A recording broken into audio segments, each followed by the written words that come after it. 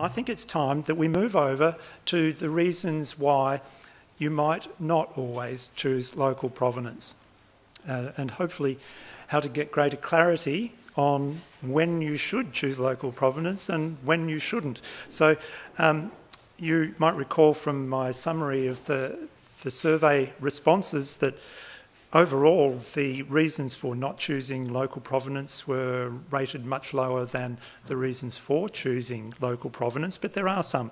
And the top reason that people cited was for overcoming inbreeding.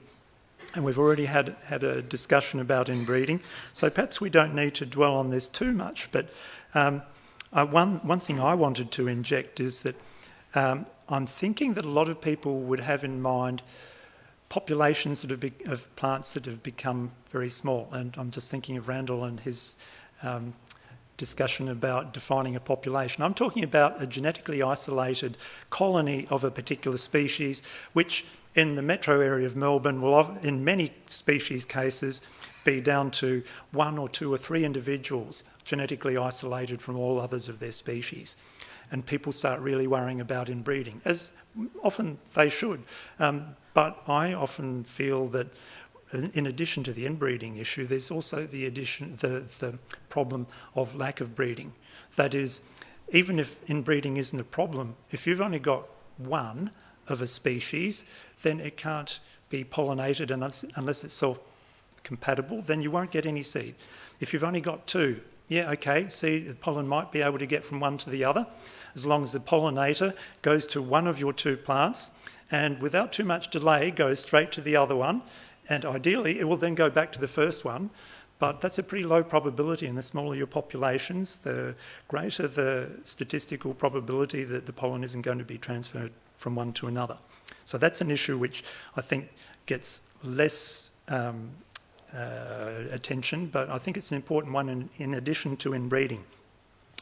Now, do any people on the panel want to raise issues regarding the importance of avoiding inbreeding that we haven't already dealt with this morning? Ari does. I just want to give a great example. And if I can just go to my slide that I gave you, one of the 4. So this is an animal example, but I think it's about to be published, and it's one of the most dramatic cases that we've seen in Victoria, which illustrates this whole concept really nicely, what you can actually achieve by bringing in a foreign provenance. So this is Mount Buller population of mountain pygmy possum. It's one of our iconic marsupial species, and this population was pretty much on the way out. And this is work that Andrew Weeks and his colleagues have done, and we also had a small involvement in that. And this population was effectively crashing, as you can see by that graph there, very, very quickly. Over a period of just 12 years, it was pretty much on the way out. And what was happening was that it was losing genetic variation, and these populations are becoming inbred. What's happened since then is basically we've had a foreign provenance coming into this from Mount Hotham, and that's been introduced deliberately, as indicated by those 2 arrows. We had 2 introductions of Mount Hotham individuals, and that population has basically rebounded absolutely beautifully as a consequence of that genetic reinvigoration. So a very dramatic example. The foreign material that was brought in had more than twice the fitness of what was actually there in the first place, and that's what you can achieve. And there are also a couple of overseas examples of plants where we've had similar bounce back, but this is a good Victorian example. You can keep that one. Thank you, Ari. Just a question though. I'm looking at things in terms of those bushfires, and it looks like it was sort of on a steady incline after the bushfires when the new genes were introduced. So how do we know how much was one and how much was another? Yeah, so as part of this exercise, what was also done at the same time was, of course, an ecological restoration. So the boulder fields that these particular marsupials rely on were also reconstructed at the same time because they were removed as part of a snowfield.